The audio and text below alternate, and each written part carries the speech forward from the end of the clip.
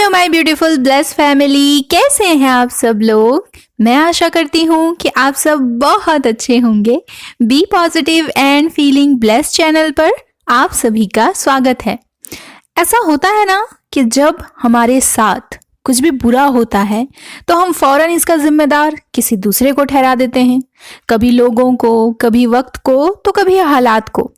पर जब भी हमारे साथ कुछ अच्छा होता है तो इसका सारा क्रेडिट हम खुद लेना चाहते हैं। पर असल में इन सब का जिम्मेदार कौन है, ये सुनकर थोड़ी हैरानी होगी आपको।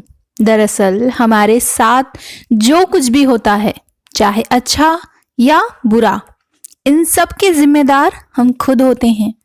वो अलग बात है कि हम जिम्मेदारी लेना नहीं चाहते और लेते भी नहीं हैं। हमेशा यही कहते रहते हैं कि उसने मेरे साथ ऐसा किया, दूसरों ने मेरे साथ ऐसा किया, गलत किया। दूसरों को ब्लेम करते हैं, इसकी गलती, उसकी गलती, सबकी गलतियां नजर आती हैं हमें सिवाय अपनी गलती के। और जब कोई नहीं मिलता हमें जिम्मेदार ठहराने के लिए तो सारा ब्लेम डिवाइन पर थोप देते हैं। मुझे जरा एक बात बताइए, जो गलती आपने की ही नहीं, जिसमें आपका कोई कसूर ना हो, और अगर फिर भी उसके लिए आपको ब्लेम किया जाए, आपको ही कसूरवार ठहराया जाए, हर बार बार बार आप पर ही उस गुनाह का इल्जाम लगे जो आपने नहीं किया, तो कैसा लगेगा आपको। आप एक बार सहेंगे, दूसरी बार भी चुप रह जाएंगे, शायद तीसरी बार भी सब्र का घूंट पी जाएंगे आप। पर चौथी बार तो आपका ज्वालामुखी फूटेगा ही फूटेगा कि बस बहुत हो गया, अब नहीं। फिर आप एक्शन लेंगे और जिन्होंने भी आप पर इल्जाम लगाए हैं उन्हें पलटकर मुंह तोड़ जवाब देंगे, ताकि दोबारा वो ऐसा करने की सोचे भी ना। लेकिन हम जो अपनी सारी गलतियों का, गुनाहों का जो जिम्मेदार है, वो डिवाइन को ठहराते हैं, उन्हें ही कसूरवार घोषित कर देते हैं और बड़े रौब से उनसे सवाल करने लगते हैं कि बता, तूने ऐसा क्यों किया और तू ही इन सब का जिम्मेदार है।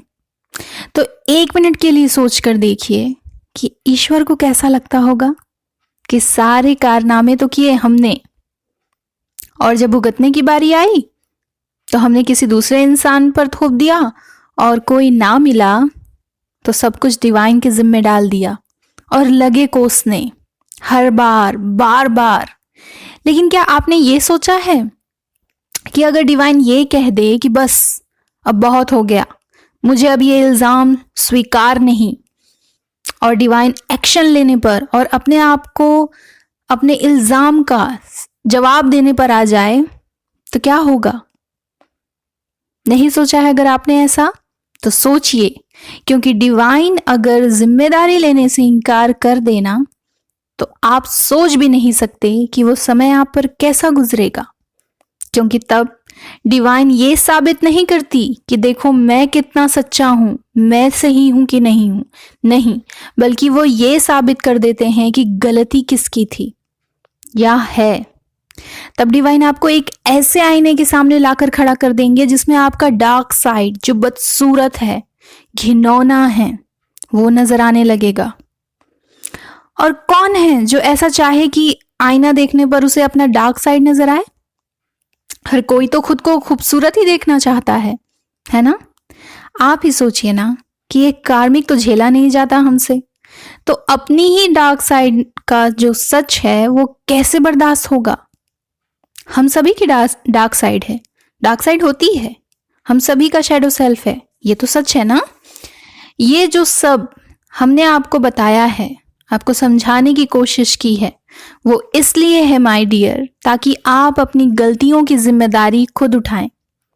पहली बात तो ऐसा कुछ कीजिए ही मत जिसका परिणाम बाद में आपसे भुगता ही ना जाए, है ना, और जिसका अंजाम भयानक हो। और अगर पास्ट में ऐसा कुछ हो गया है माय डियर, तो दूसरों को या डिवाइन को जिम्मेदार ठहराने के बजाय अपनी गलतियां तलाशिए। देखिए आप कहाँ गलत थे, वो कौन सी चीजें हैं जो आपको ठीक करने की जरूरत है। पछताने के बजाय उन गलतियों को सुधारिए। डिवाइन से, यूनिवर्स से मदद मांगिए। वो आपको हेल्प प्रोवाइड करेंगे, जरूर करेंगे। बस एक बार हेल्प मांग कर तो देखिए। और जो गलतियां आपसे हुई हैं उससे सीख लेकर उसे दोबारा कभी मत दोहराइए, क्योंकि जो काम अनजाने में हो जाए वो गलती है, लेकिन जो काम गलत है ये जानते हुए भी किया जाए वो गुनाह है। गलती की माफी है, लेकिन गुनाह की सिर्फ सजा मिलती है। गुनाह के लिए माफी की कोई गुंजाइश नहीं। फिर आ जाता है divine law, law of Karma. और कर्मा का तो पता ही है आपको।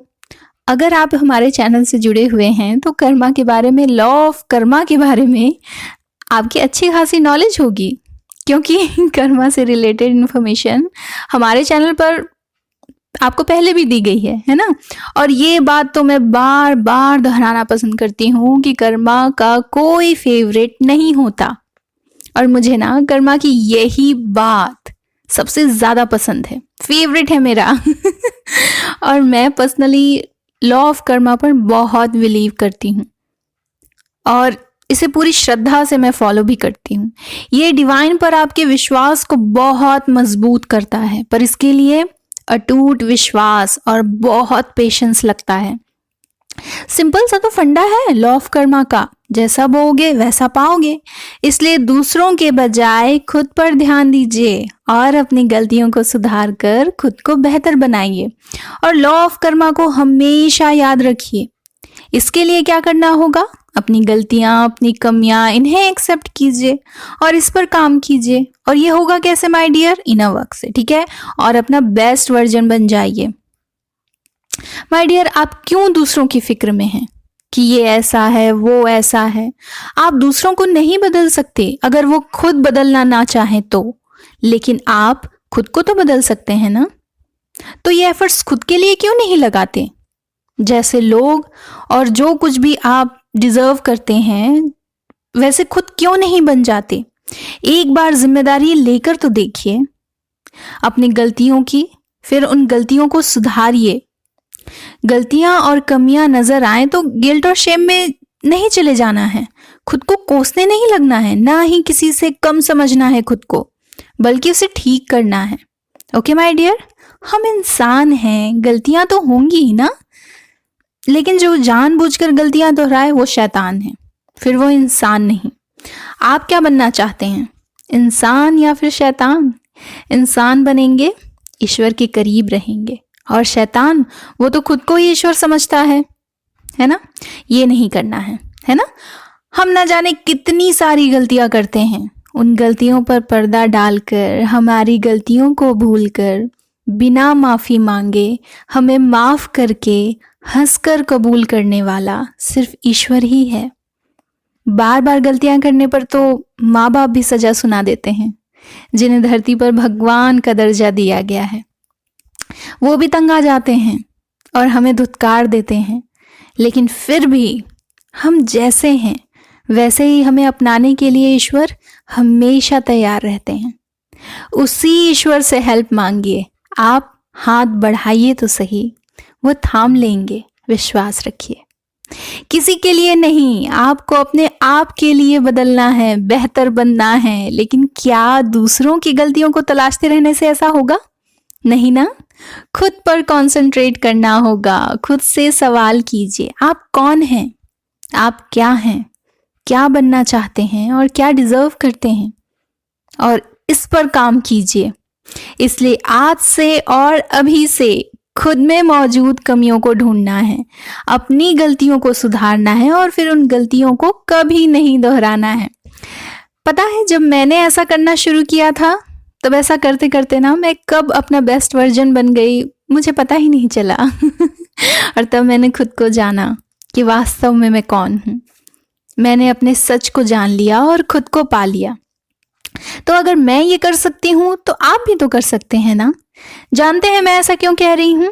इसलिए नहीं कि आप भी इंसान हैं और मैं भी इंसान हूँ, नहीं, सिर्फ यही रीजन नहीं है, बल्कि इसलिए क्योंकि we are soul family. Soul connection है हमारा, मतलब एक सी पोटेंशियल, एक सी काबिलियत है हम में, बस हमारी जर्नी अलग है।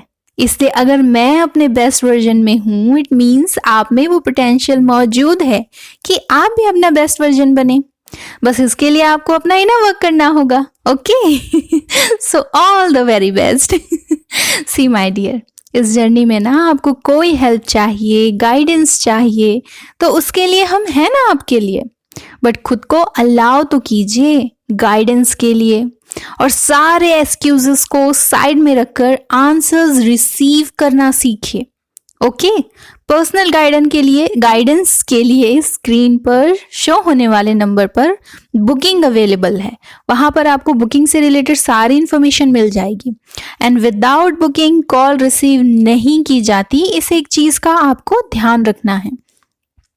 तो अब इस वीडियो को यहीं पर एंड करते हैं और मिलते हैं दोबारा बहुत जल्द आपसे एक नई वीडियो और एक नई गाइडेंस के साथ। Always be positive and feeling blessed. Take care, bye bye.